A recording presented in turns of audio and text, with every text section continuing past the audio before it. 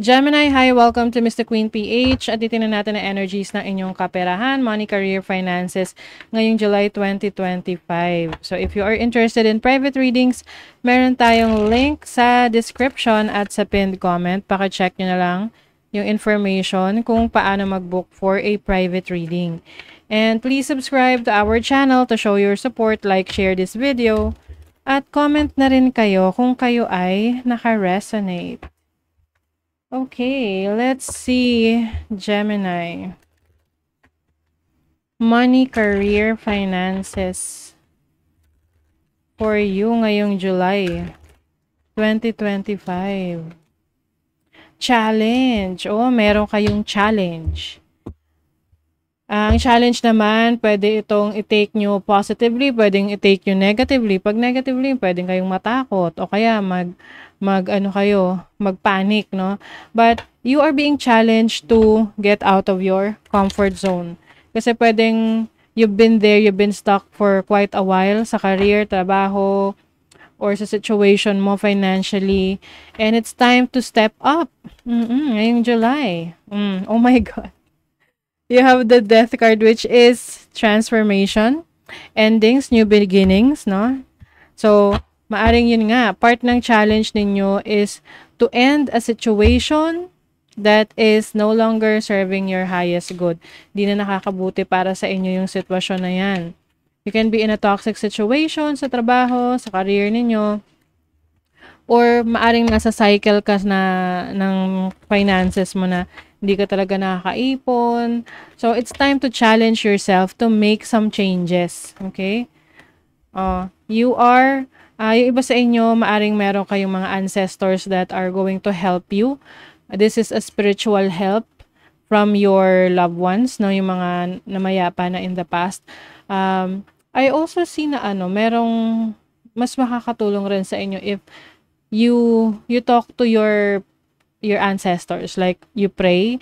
Pag nagpe-pray ka or parang hingi ka ng guidance sa mga namayapa mong mahal sa buhay, na i-guide ka ngayong life na to pagdating sa finances mo, sa career mo, tsaka sa mga decision making mo na gagawin. Kasi hindi naman talaga sila totally nawala. Physically, wala sila, but they are here spiritually. Okay? You just need to ask for their help. Kailangan lang hingi kang tulong sa kanila. Let's see what else for Gemini. Yung iba kasi pwedeng you are still dwelling from the past. I see someone here na yung parang ipinipilit pa rin niya ang isang sitwasyon na hindi na nag-work para sa kanya dahil natatakot siya sa change. Natatakot siya na umalis sa kanyang comfort zone. So, challenge ka talaga ngayon, Gemini, to get out of your comfort zone to discover yourself. You have the moon. Yung iba kasi may fears, no? Natatakot kayo about things that are not familiar to you. Totoo nga naman kasi hindi ka familiar dyan nakakatakot, diba? Baka magkamali ka. But it's a new experience para sa'yo, no? New experience mo yan. Dyan mo marirealize kung ano pa yung kaya mong gawin, diba?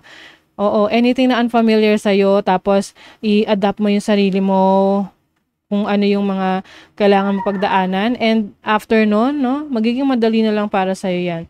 Tingnan mo, may pumipigil sa inyo, Gemini. Yung iba, nagne-negative self-talk kayo.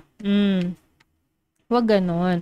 At huwag nyo hayaan na maapektuhan kayo ng opinion ng ibang tao. Ten of Pentacles. You are about to make some big changes sa finances mo ngayong July. Kailangan mo lang na i-challenge yung sarili mo to step out of your comfort zone. Ask guidance from your ancestors, and yun yung i-let go mo yung fears, yung takot mo of the new things na pwede mong kaharapin. Oh, you have the Lover. So this is commitment. Importante kasi you are committed sa mga goals mo, 'di ba? Oo, kasi kahit naman mag-set tayo ng goal, ito yung gusto ko ma-achieve, pero hindi ka naman committed doon, walang mangyayari doon, 'di ba? Walang magiging resulta 'yon. So you have to take that action. And I also see that someone is supportive of you, meron kang katuwang sa buhay na tumutulong sa'yo, regardless of your relationship to this person, kahit na jowa mo yan, asawa mo yan, parents mo yan. Kapatid mo yan. But this person is someone na naniniwala sa kakayanan mo. Mm.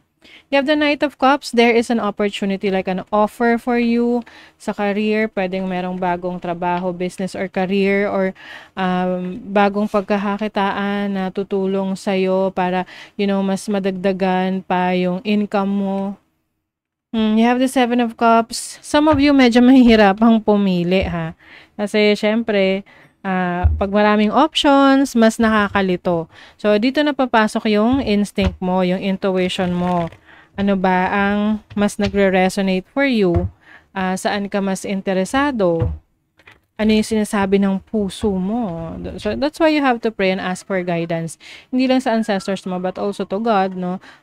Ano man yung pinaniniwalaan ninyo sa religion ninyo. Cozy, you are feeling relaxed. Yung iba kasi, maaring you are, parang kampante ka na sa ngayon. Yung parang, not actually kampante, but yung parang complacent, ganun din yun, no? Yung meaning nun. Na parang feeling mo, wala nang magbabago. But, nothing is constant but change. Kailangan nating mag-evolve. Kailangan nating mag-upgrade. Kasi kung hindi, mapag-iiwanan talaga tayo. So, meron kang celebration.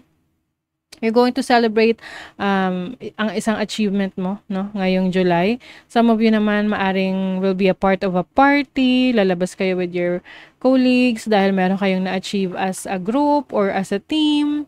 Ayan, you also have workstation. So, yung iba sa inyo, meron kayong mga aayusin sa inyong workstation. Pwedeng, kung dati wala kang sarili mong office, ngayon magkakaroon ka na ng sarili mong office. Kung ikaw ay work from home, masiset up mo na yung gusto mong mga gamit, no, for your home office. Yeah, I feel like you are going to be happy sa working place mo. Or workplace mo. Communicate.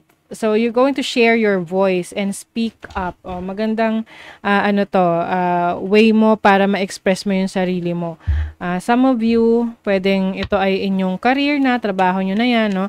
You are someone na ginagamit nyo yung boses mo para kumita ng pera. Like, for example, with what I do, I use my voice, no?